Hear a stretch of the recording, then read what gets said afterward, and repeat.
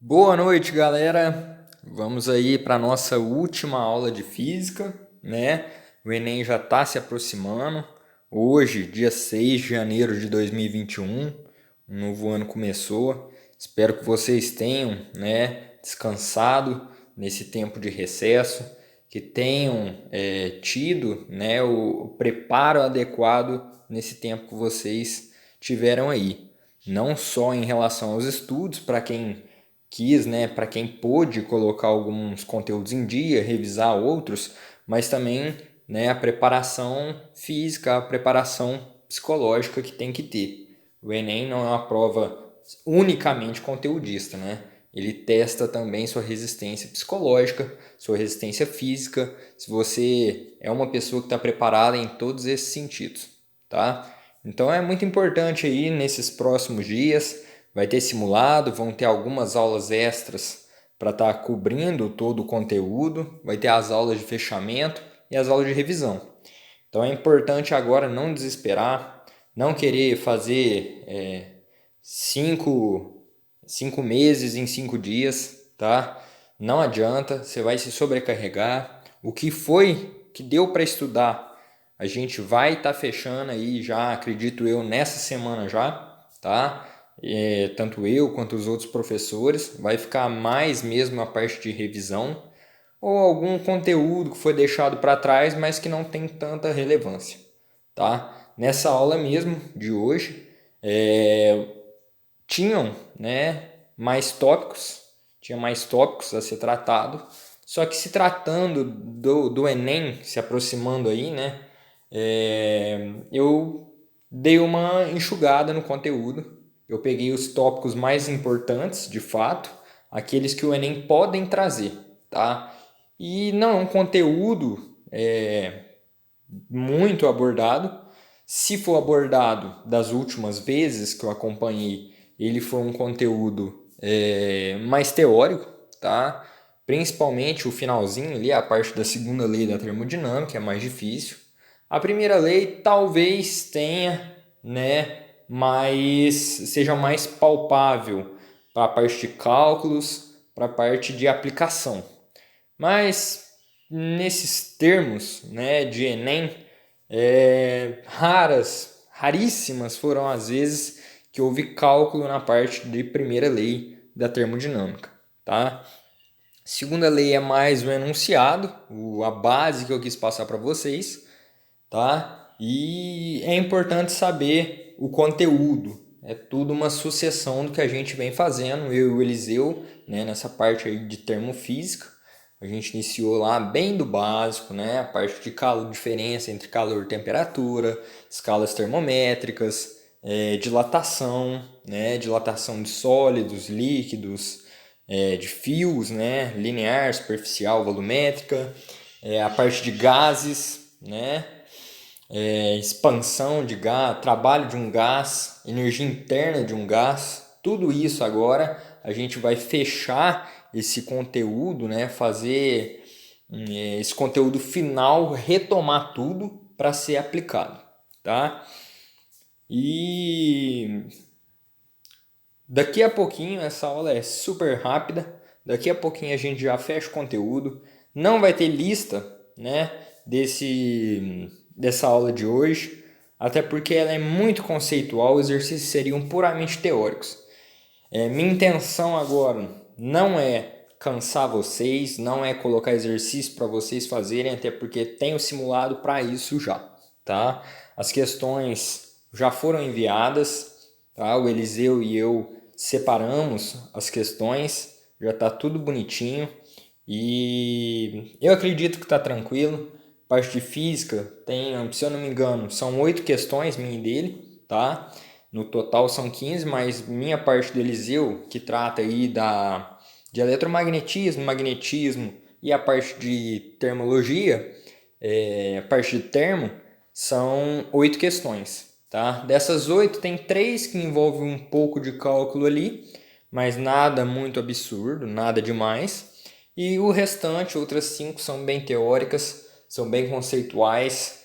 Eu tentei pegar um estilo, né, que o Enem traz, o Eliseu também pegou, estilo Enem. Na verdade, todas as questões dele foram do Enem, tá?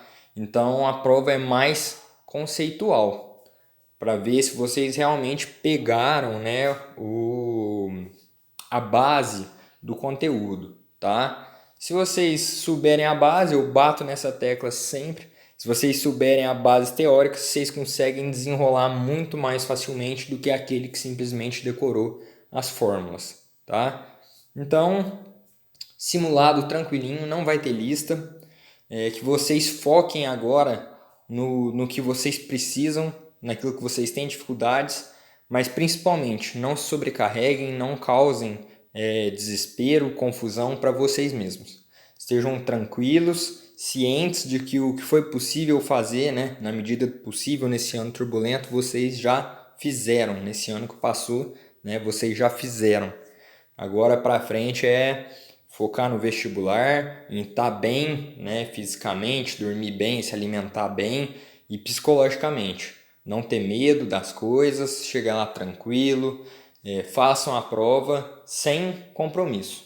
Por mais que no fundo a gente sabe que tem, façam a prova bem tranquilamente, sem colocar um peso nas costas, que tudo vai fluir bem. Tá joia?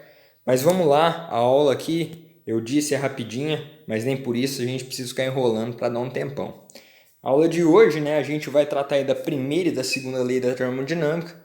Tem muito conteúdo para tratar desses dois tópicos, mas como eu disse, eu dei uma enxugada, o conteúdo tá bem simples, tá bem resumido, típico de Enem, tá? Vamos tratar aí dessas duas leis que são importantes.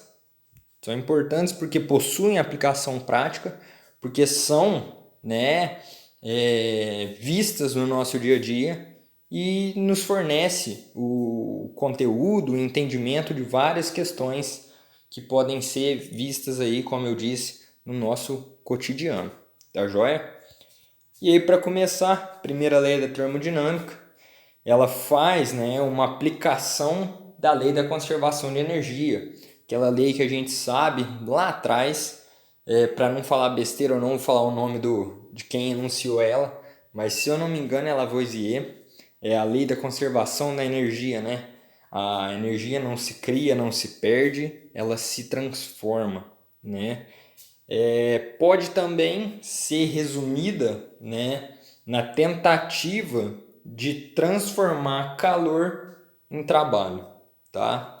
Vocês viram lá com Eliseu o trabalho de um gás, ele mostrou muito bem essa aí, a dedução da fórmula, e é justamente isso que a gente vai trabalhar. Ainda tratando de gases, de fluidos, né? São eles que são utilizados em máquinas térmicas, que a gente aplica a primeira, segunda, quantas leis da termodinâmica forem necessárias para a gente obter os resultados necessários, tá? Tanto a primeira quanto a segunda lei são importantes, né? Porque elas podem prever rendimento de máquinas, funcionamento, comportamento do gás enquanto a máquina opera, tá? E matematicamente a gente tem a seguinte equação. Aqui para mim não está aparecendo, galera. Mais uma vez, não sei o que tem acontecido nesses últimos slides, mas não está aparecendo. Vou escrever ela aqui de novo, não ficar, torcer para não ficar feio, mas vai ser difícil, hein?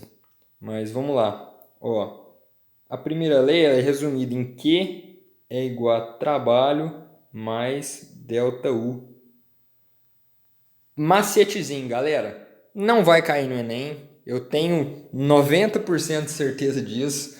Mas vai que cai. Macetezinho para vocês lembrar. Não sou a favor disso. Mas vamos lá. No último caso é o que a gente recorre. Frasezinha para guardar. Que tal, tá? Que tal? Essa letra, a primeira é um Q, referente ao calor, tá? Essa letra aqui, ela é uma letra grega, tá? Ela é chamada de tal, já ela própria já chama tal, ela representa o trabalho realizado ou sofrido pelo gás. E o ΔU aqui é a variação de energia interna. E o mais importante de tudo, a primeira lei ela não é sobre a conservação da energia, né, que a gente está se tratando aí, converter calor em trabalho. Então, importantíssimo, calor é uma forma de trabalho, né? O trabalho, perdão, falei bobeira aqui. Calor é uma forma de energia, trabalho gera, né, energia e variação da energia não precisa nem falar que é energia. E o que eu quero chegar nisso? Que todas essas três variáveis são formas de energia, tá joia? Podem reparar aqui que todas as unidades, né,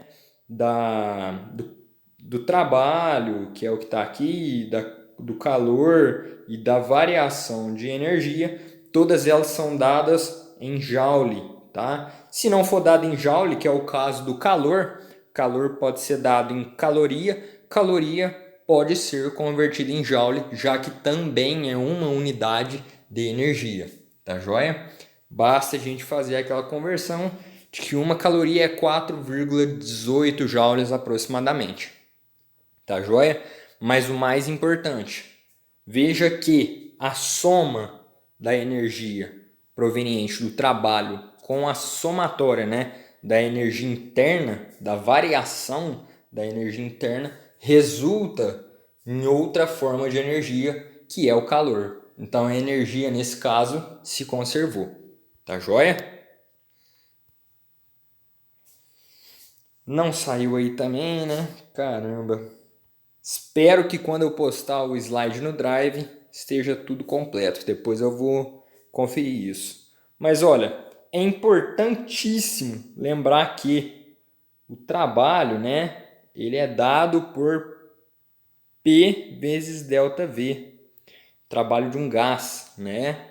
E por outro lado, a variação da energia interna, ele é dado por 3 meios de NR delta T. Deu certo.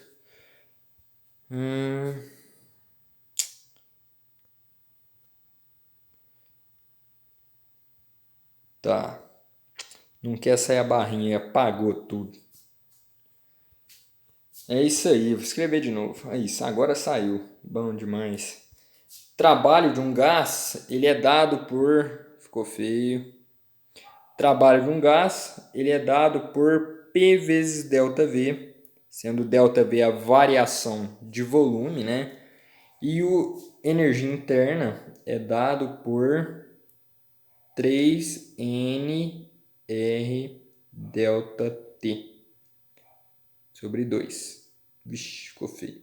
Sobre 2. Aí, foi.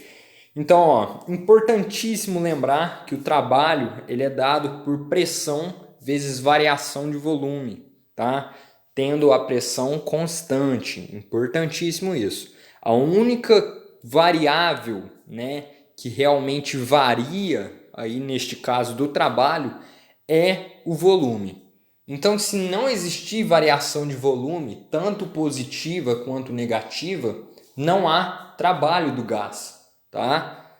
Se não houver variação de volume, o trabalho é igual a zero, não houve trabalho. Se a variação for positiva, o trabalho é positivo, o gás realiza trabalho, tá? Se a variação de volume for negativa, o trabalho também será negativo, quer dizer que o gás sofreu, né, trabalho incidiu sobre o gás. E o que isso significa? Isso significa expansão ou compressão do gás. Se o volume aumenta, o gás está se expandindo, houve expansão, tá? Se o volume diminuiu, o gás comprimiu, houve compressão do gás. Um exemplo muito fácil, né, da gente ver isso, palpável, né, a mente humana, mesmo que não estejamos vendo, é fácil imaginar, uma seringa, né? A gente tem ali o êmbolo e quando a gente pressiona ela, né, a gente vê que há o que? Uma variação do volume, tá? E essa variação do volume, né, quando a gente aperta, ela é uma variação que diminui o volume. Diminuindo o volume, o gás que está ali dentro, no caso, se não tiver contido nenhum líquido, né? O gás que está ali dentro está sofrendo o trabalho. Então, o trabalho ali dentro da seringa é negativa, tá? É negativo, tá? No caso da gente estar puxando aquela partezinha, acho que é êmbolo o nome, não vou dar certeza para não falar bobeira aqui também, mas quando a gente puxa, né, a gente está expandindo o volume, então o gás que ali está, ele está sofrendo uma expansão, e isso significa uma variação de volume positiva, consequentemente o trabalho ali dentro é positivo, tá joia? Já a variação de energia interna, a gente tem o N como sendo o número de mols, é um valor fixo, tá, do gás. Isso não muda a partir do momento que foi inserido X volume de gás dentro de um recipiente, o número de mols dentro daquele recipiente não muda. O R é uma constante, 3 meios também é um valor constante. Então a única variável capaz de mudar o valor da variação de energia interna é a variação de temperatura. Então não há variação de energia interna se não houver a variação de temperatura, tá? Como está enunciado aí. O trabalho de um gás depende exclusivamente da variação de volume, como foi que a gente viu aqui, e a variação de energia interna depende unicamente da variação da temperatura sofrida, tá? E o que é o mais importante disso tudo que a gente vai ver? O calor. Por quê? Quando há, né, calor sendo cedido ao gás, quando o gás recebe calor, é natural que sua temperatura aumente, certo? Se a temperatura aumenta, a energia interna aumenta. Se a energia interna aumenta, quer dizer que as partículas estão mais agitadas, certo? Se as partículas estão mais agitadas, o gás vai fazer o quê? Vai expandir, que aí entra a parte do trabalho, tá?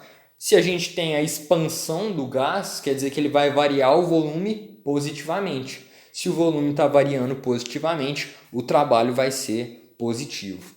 Então, o que une, né, o trabalho com a variação da energia interna é justamente o calor, que resume na primeira lei que a gente viu agora há pouco, tá joia?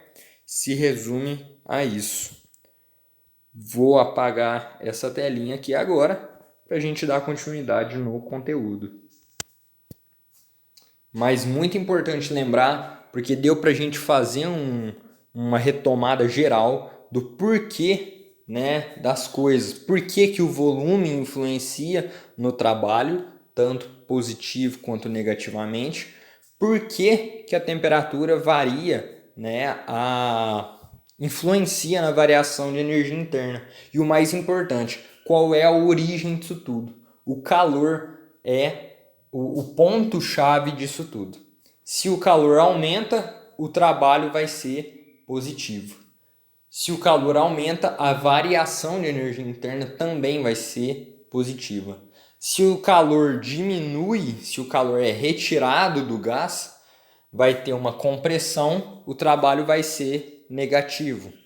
E ao mesmo tempo a temperatura diminuindo, retirando o calor, a temperatura cai. Se a temperatura cai, o grau de agitação das partículas cai, consequentemente a variação de energia interna do gás cai. Então tudo está relacionado, tudo está interligado e a chave disso tudo é o calor, essa forma de energia que é também, né, é a chave de estudo da termodinâmica. Calor, temperatura, gases, né, fluidos em geral, são os 3 pilares da termodinâmica. E a interpretação que a gente pode tirar da primeira lei, tá? Se eu não me engano, estava escrito aqui embaixo, não apareceu, né? Mas a primeira lei, vamos retomar aqui, não está escrito também, maravilha. Mas a primeira lei Vou escrever aqui então. Ela é que tal, né? Calor é igual a trabalho mais ΔU. Se o calor é positivo, né? Maior que zero, o gás recebe calor do meio. Se o calor é igual a zero, o gás não recebe nem fornece calor ao meio. Se o Q, né, é menor que zero, o gás forneceu calor para o meio. Vamos lá, para a parte do trabalho. Aqui estaria o símbolo tal. Vou desenhar ele aqui. Tal, trabalho. Se o trabalho for positivo, né, maior que zero, o gás realizou o trabalho, é o processo dito de expansão.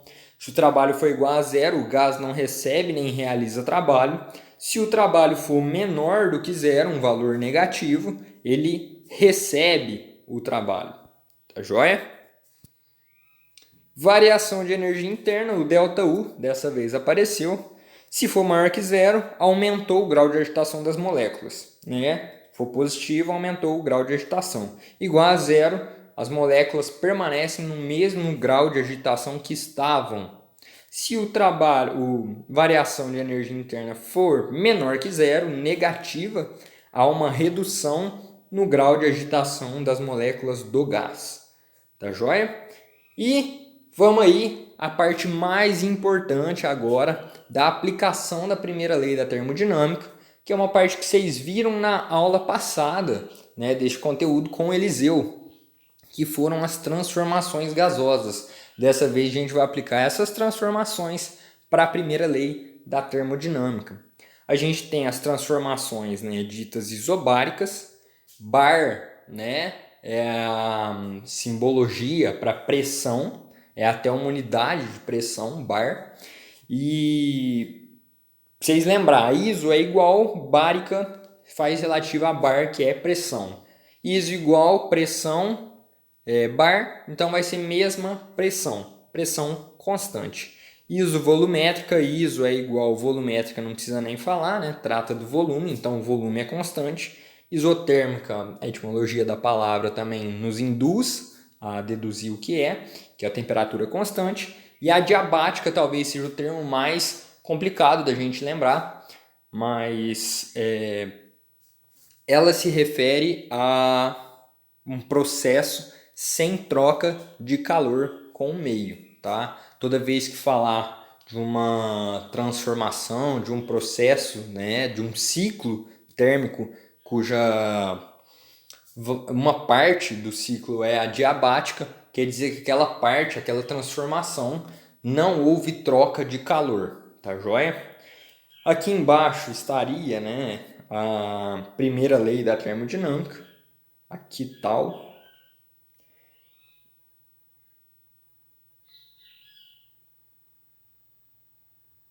Aí, que tal? E a gente vai analisar agora, caso a caso, para as transformações gasosas aplicadas à primeira lei da termodinâmica, tá joia? Na parte aí, a primeira transformação gasosa, que é a parte isobárica, ela faz referência a uma pressão constante. A gente viu qual que é a influência da pressão na primeira lei da termodinâmica. A gente viu que o trabalho varia exclusivamente, né? Ele é dependente exclusivamente da variação de volume. A gente viu que a energia interna é dependente unicamente da variação de temperatura. Para o trabalho, que é a parte que envolve pressão, a pressão deve ser constante. Então, para uma transformação isobárica, a pressão deve ser constante. Então, não há alteração nenhuma na primeira lei da termodinâmica. É a mesma equação matemática. Já para a transformação isovolumétrica, o volume é constante. E a gente viu que o trabalho, né, dado por P vezes ΔV, sendo ΔV a variação de volume, se não houver variação de volume, não há trabalho. Não tendo trabalho, na primeira lei da termodinâmica, o trabalho vai para zero e a gente fica unicamente na transformação isovolumétrica como sendo Q igual a ΔU. Tá joia? O calor é igual à variação da energia interna. Já na transformação isotérmica, é o contrário. Se a temperatura é a mesma, não há variação de temperatura. Se não há variação de temperatura, não há variação da energia interna. Se não tem variação da energia interna, vou ter que apagar aqui.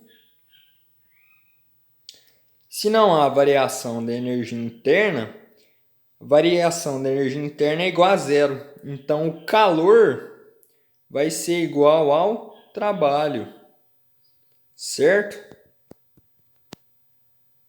Ó, a energia interna vai para zero.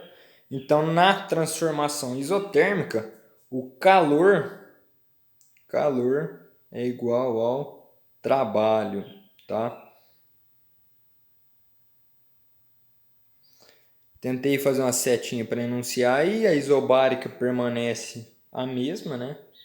Que é igual a trabalho mais ΔU. A isovolumétrica, que é calor é igual a variação de energia interna. A isotérmica é Q igual a trabalho, calor é igual a trabalho. E por último, a adiabática, que é sem troca de calor com o meio. Se não há troca de calor, o calor vai ser igual a zero. Se o calor é igual a zero, né? Deixa eu apagar aqui para a gente resumir isso bonitinho. O calor sendo igual a zero, a gente vai ter que zero é igual a trabalho mais variação da energia interna. Se zero é igual... Se zero é igual a trabalho mais ΔU, a gente tem que o trabalho vai ter o mesmo valor em módulo do ΔU, mais sinal trocado, tá? Vou escrever aqui embaixo. Trabalho é igual a menos ΔU. Beleza? É isso aí, galera. Vou apagar porque nos próximos slides tem um resuminho. Ih, não apareceu também. Ó, confere no Drive depois esses slides. Baixem os slides que vocês vão conseguir conferir transformação por transformação dessa simplificação para a primeira lei da termodinâmica, tá? Tá tudo resumido aí e vocês vão ver que a mesma coisa que eu escrevi no slide anterior é o que está nesse slide num resuminho. Basta vocês aplicar. Isobárica, a pressão é constante, permanece a mesma. Isovolumétrica não tem variação de volume, então não tem trabalho. Isotérmica, a temperatura é constante, não tem variação de energia interna. Adiabática, sem troca de calor com o meio, não tem o calor, a letra Q. Então basta a gente igualar o restante da equação e a gente vai ter esse resuminho pronto, tá? Confiram depois essa parte no slide que vai estar no Drive, tá joia? E aí partimos para o último tópico, tá? Tá acabando. Faltam, se eu não me engano, 3 slides e a gente já fecha esse ciclo, tá? Segunda lei da termodinâmica trata de regular a primeira lei, tá? Colocou, digamos que limites na primeira lei.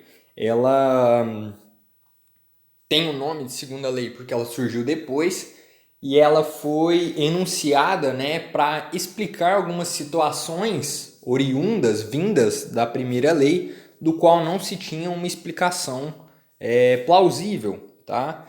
Utilizou-se da segunda lei, então, para auxiliar no entendimento, na compreensão e para explicar alguns fenômenos que aconteciam na primeira lei que até então eram desconhecidos, tá? Ela se refere a processos irreversíveis. O que é um processo irreversível? Por exemplo, quando você pega um cubo de gelo e deixa ele num copo, naturalmente, por troca de calor com o ambiente, o cubo de gelo vai derreter, vai sair, né, o gelo da fase sólida e vai para a fase líquida, certo? Mas O gelo na fase líquida nada mais é do que água, certo? O gelo na fase sólida também é água, mas está na fase sólida. Quando a água, né, na fase líquida, é colocada de volta no congelador, num aparelho para resfriamento, freezer, que seja, a mesma água que era do estado sólido e passou para o líquido, volta, né, do estado líquido para o sólido. Então, mudança de fase da água, né, de qualquer outro líquido é um processo reversível, certo? Agora, um ovo, por exemplo. Se você quebra um ovo numa frigideira e frita, é possível você desfritar?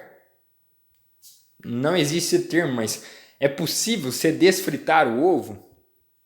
Não, não é possível. Então, esse processo, né, o processo de queima, de combustão, 99,9% dos casos é um processo irreversível. Não consegue recuperar aquilo que foi usado como combustível, tá? Por exemplo, você queima uma folha de papel. Você consegue transformar a cinza em folha de papel de novo? Não consegue. Você foi fazer um churrasco. Você pegou o carvão ali e queimou. Vai virar uma brasa. Você vai conseguir transformar ele de novo na tora do carvão que era? Não vai. Então, existem processos que são reversíveis, processos que são irreversíveis. A segunda lei trata exclusivamente deles, tá bom? E, claro, né, o principal dela é o enunciado de Clausius, tá? Que ele enunciou que é impossível, né, um sistema térmico conduzir o calor de um meio para o outro que esteja a uma temperatura maior de modo espontâneo. O que significa? O calor ele não flui naturalmente do que está frio para o quente. A gente já viu isso antes. O calor ele flui naturalmente e espontaneamente do que tem maior temperatura para o que tem menor temperatura. Então, esse enunciado de Clausius, ele pôde explicar, né, o funcionamento de algumas máquinas térmicas. Por mais que o conceito já fosse algo estudado, já fosse algo conhecido, né, essa parte de temperatura fluir do que tem, perdão, calor fluir do meio de maior temperatura para o de menor. Máquinas térmicas, né, existem algumas máquinas térmicas que conseguem fazer o processo contrário.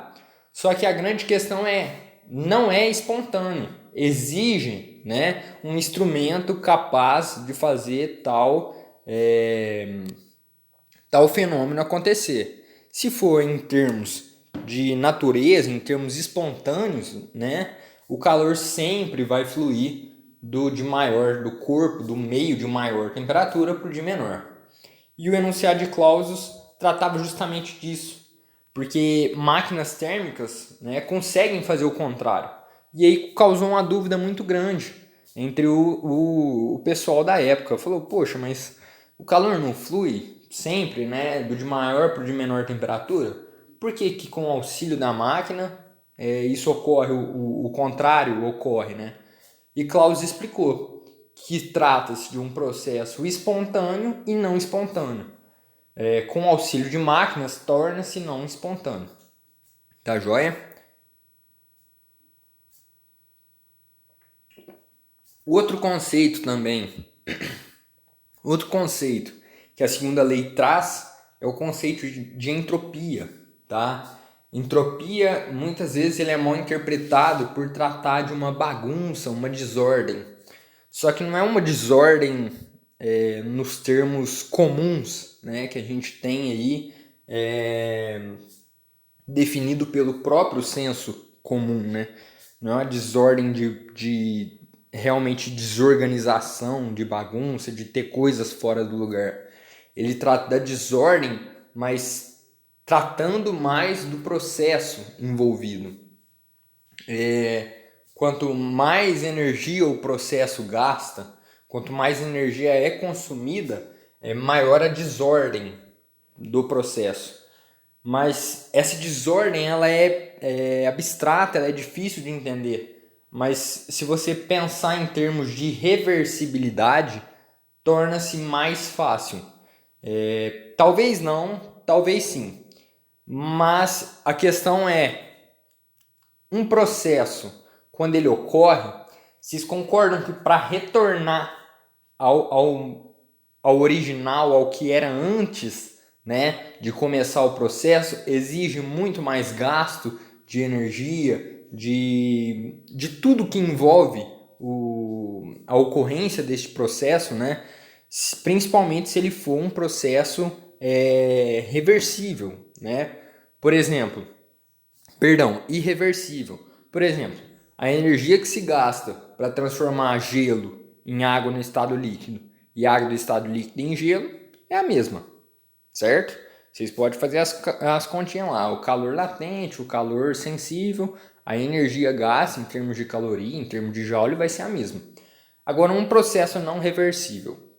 Vocês concordam que, por exemplo, a queima, né, do papel depois que ele é queimado, que ele vira cinza, qual que é a possibilidade da cinza virar papel? É impossível, né? Mas em termos de entropia, seria a desordem que essa transformação, que esse processo causou. Transformar um papel, algo físico ali, em cinza, que é partículas menores, bem mais resumido em termos de massa, né? Não em termos de massa, mas de volume. Massa tende a ser a mesma. Não é por fatores externos, mas vai ser muito próximo. Agora, volume. Um papel ocupa muito mais volume do que a cinza, certo? Todo esse processo envolvido faz referência à entropia. A entropia do processo disso tudo ela é muito alta, tá? É o grau de desordem que causou nas moléculas, em tudo que envolve. Então a queima, por exemplo, um processo irreversível, como dito anteriormente, ele é um processo que aumenta muito a entropia, né, do que está acontecendo, do que está sendo acompanhado do processo em questão, tá? Tanto é que para você transformar a cinza em papel, a gente tem como impossível. Talvez seja possível, mas exige uma quantidade de energia tão alta, uma energia, uma série de fatores e condições não palpáveis que nós, seres humanos, no conhecimento que nós temos hoje, nós não conseguimos reverter esse processo. Talvez daqui 1000, 2000 anos seja um processo compreensível de reversível. Claro, não espontaneamente, mas com a ajuda de aparelhos, com a ajuda de outros fatores, outras condições, seja um processo reversível. Mas vai exigir uma energia tão alta que não vai ser compensatório, tá? Então, entropia é um conceito difícil, é um conceito abstrato de absorver, de entender, mas ele mede mais ou menos, né, esse grau de desorganização, de bagunça que foi gerada enquanto um processo ocorria, tá? Normalmente a entropia de coisas, de processos, né, naturais, ele aumenta constantemente conforme o tempo passa, com o decorrer do processo, o início, meio e fim, e ele chega ao seu valor máximo até que se encerre, tá? Outro conceito também é o de máquinas térmicas. Máquinas térmicas, elas têm o propósito de transformar calor em trabalho e opera por meio de ciclos, tá? Ciclos de transformações, como a gente viu. Isobárica, isovolumétrica, isotérmica, adiabática, são esse tipo de transformações gasosas quando reunidas, né, uma sequência de transformações formam um ciclo térmico, tá joia? O ciclo mais famoso que a gente tem é o ciclo de Carnot, porque ele é o ciclo que traz o maior rendimento possível conhecido. Existe o ciclo diesel, existem outros ciclos, mas tratam de outros assuntos, tá? O ciclo de Carnot é para uma máquina a vapor, tá? Máquina movida essencialmente ao calor, e ele conseguiu o maior rendimento possível. E não se iludam, galera. Quando fala de maior rendimento possível, a gente trabalha com valores de porcentagem e que pode também ser resumido a um decimal, né? Mas máquina nenhuma consegue ultrapassar aí a faixa de 60% de rendimento de eficiência. As máquinas mais eficientes que se tem conhecimento, que se foram produzidas, chegam numa faixa aí de 35, 40%, com sorte um pouco mais. Então, as máquinas que a gente tem conhecimento hoje funcionam bem, funcionam aí com 40% da possibilidade de rendimento. Então, imagina se a gente conseguisse aumentar esse rendimento de alguma maneira, né? É uma questão que a humanidade, desde que tem, né, as máquinas aí, a existência de máquinas térmicas, máquinas a vapor, máquinas de todo tipo, é algo que o ser humano tem tentado, aumentar o rendimento delas. Mas até então, cada ano que passa, o que aumenta é muito pouco e irrisório comparado aos gastos, à tecnologia que foi empregada, ao trabalho que deu, a tudo que envolve a construção, tá? Então, rendimento, né, de máquinas que operam em ciclos, como é o caso de máquinas térmicas, é muito baixo comparado ao total que poderia atingir. Mas pelo enunciado, pela segunda lei, pela primeira lei, é impossível converter 100% do calor em trabalho. Sempre haverá perdas. O calor se perde para o meio, o calor é transferido, né? A forma de energia, calor, é transferida em outra forma de energia. Enfim, nunca, até porque fere a segunda lei da termodinâmica, o calor será 100% convertido em trabalho. Isso seria uma máquina com eficiência 100%, tá?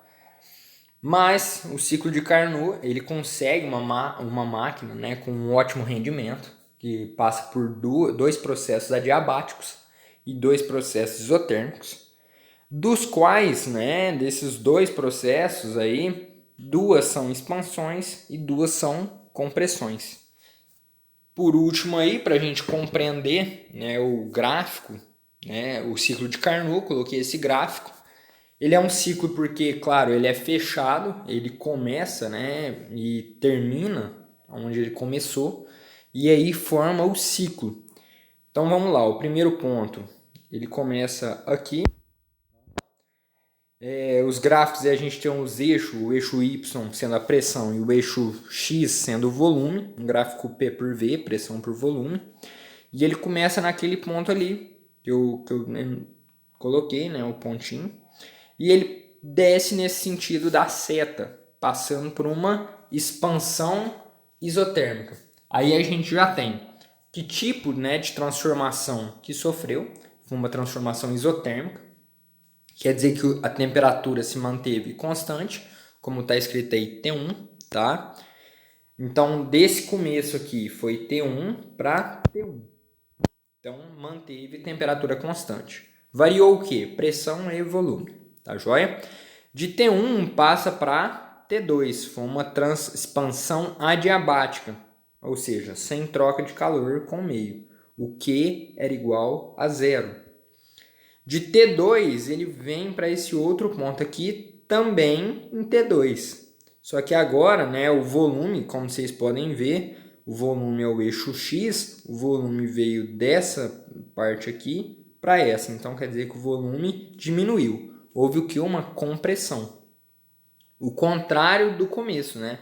O volume vem daqui, né, nessa isoterma para cá, então o volume aumenta. Houve a expansão, nesse caso houve compressão e, é claro, a mesma temperatura, por isso isotérmica. De T2 ele volta, né, para T1 numa compressão adiabática, ou seja, diminui o volume, por menor que seja, ó, esse ponto para esse aqui diminui muito pouco do volume. É claro, a reta que eu fiz aí está um pouco deslocada para a esquerda, só para ficar mais visível, tá? Mas em termos gráficos isso dá uma diferença e já é considerada uma compressão, porque reduz realmente o volume. Mas importante, ela é sem troca de calor com o meio, tá? E o ciclo se mantém de T1 para T1, né, na expansão isotérmica, de T1 para T2 na expansão adiabática. De T2, mesma temperatura T2 na compressão isotérmica, e de T2 volta para T1 na compressão adiabática, formando o ciclo. E a máquina trabalha, né, conforme esse ciclo de expansão isotérmica, expansão adiabática, compressão isotérmica, compressão adiabática, vai trabalhando assim até realizar o que é proposto pela máquina, e é este tipo de transformações gasosas, compressão e expansão, que fornece o rendimento máximo para a máquina, fazendo ela trabalhar com melhor eficiência, trazendo melhores resultados para nós que dependemos do trabalho dessa máquina. Tá joia? Pagar o slide aqui, se eu não me engano esse foi o último, né, a fim da apresentação. Falei bastante, é o que tem registrado aqui, 46 minutos. Uma aula, como eu disse, ela é rápida, eu devo ter gastado aí quase 10 com a introdução, tudo que eu falei, e foi bastante conteúdo, como eu disse, eu falei bastante. Não se preocupem se vocês não acompanharam, tem tempo ainda para o Enem, para vocês poderem revisar essa aula, tá? Essa aula não é de extrema importância, de extrema urgência. Quem não assistir não vai estar perdendo quase nada. Diria eu que a chance de cair uma questão de segunda lei, principalmente, é quase zero. De primeira lei, uns 50%, talvez. Eu acho que tem mais conteúdos palpáveis, plausíveis serem colocados, tá? Que são mais cotidianos, são mais comuns de se encontrar realmente no dia a dia. E o Enem cobra bastante isso, que é ver a aplicação prática. Então, não percam, né? Não se percam achando que precisa saber tudo que eu disse na aula. A aula foi enxugada, tinha mais conteúdo sim, como eu disse, mas não é o essencial. O essencial da aula é os conceitos. Espero que vocês, que tenha ficado claro, que vocês tenham entendido. Quem não entendeu, tenha dúvida, curiosidade, pode me procurar, tá? Não vai ter monitoria, porque vocês já têm o simulado. Como eu disse, eu não quero sobrecarregar ninguém. Não vai ter listinha, exatamente pelo mesmo motivo. Já temos o simulado, está chegando muito perto do Enem. O conteúdo não é de extrema relevância. É importante o conhecimento, mas em termos de vestibulares não é algo tão frequente de ser cobrado. Então, assistam a aula com calma, voltem o que for preciso voltar, só para vocês terem o conteúdo, né? Para vocês terem o conhecimento. Se for questionado no vestibular, bom que a gente teve a aula, bom que vocês puderam assistir, sem compromisso, sem nada. Talvez vocês saiam até melhor, né, do que se tivesse estudado isso frenético, passando todo o conteúdo completo, fazendo aula de 1h30 e... Não. Melhor vocês resguardarem, se prepararem da maneira de vocês, ficarem tranquilos, vai dar tudo certo, tá? Nossa última aula, a próxima aí vai ser somente revisão, então vai ser algo muito tranquilo, só resolução de exercícios, retomando alguns conceitos, né, algumas aplicações. E eu gostaria de agradecer, né, a cada um que assistiu minhas aulas, que teve paciência, que por mais arcaico que seja, né, hoje em dia existem várias ferramentas aí para estar trabalhando de forma online, de forma virtual, em termos de aprendizagem, né. Eu usei o PowerPoint, as gravações, raríssimas foram as vezes que eu fiz aula online, se eu não me engano foram uma ou duas só, monitoria no comecinho, né, quando estava tendo ainda, quando a galera procurava, claro, era online. E agradecer a cada um que acompanhou até aqui, que está até hoje, né, lutando aí para aprovação, que foi em busca daquilo que lhe era cabível, que confiou em nós, professores do cursinho, que buscou ajuda, que falou, professor, eu não entendi, que veio atrás, né? Cada um de vocês, aqui, quem não teve dúvida, melhor ainda, né? Bom que você teve facilidade, que você soube resolver as coisas, se for o caso. Pedimos desculpa, né, por esse ano, o ano passado, foi um ano turbulento, um ano que ninguém esperava que fosse acontecer algo tão grandioso, né, negativamente. E, claro, de certa forma nos prejudicou, né, no quesito aulas presenciais, acredito eu que tenha um rendimento muito melhor, que tenha uma aceitação, uma compreensão melhor, seja mais fácil tanto para nós professores quanto para vocês alunos. Tudo, o entendimento, a presença do professor, do aluno em sala de aula, tudo já é fator que implica num melhor rendimento. Mas acredito que todos nós do cursinho, professores, coordenação, a Jaque, o Luiz Paulo, a Dani, todos fizeram, né, a sua parte, todos tentaram ao máximo, todos deram o seu melhor. E a gente fica muito grato a cada um de vocês que nos acompanhou, que confiou em nós. A gente pede, né, eu particularmente peço desculpas se eu falei em alguma coisa, se eu não pude ser, né, dar 100% de mim em algum quesito, se eu falhei em algum momento, se eu não correspondi ao que vocês esperavam, se eu não pude sanar alguma dúvida, se vocês não se sentiram confortáveis, né, da maneira como eu escolhi para dar aula, como eu escolhi para atender vocês. Claro, eu tentei fazer o que fosse melhor para mim, o que eu achei que fosse melhor para vocês, mas nem sempre a gente acerta. Ano que vem, né, ano que vem nada, esse ano ainda, né?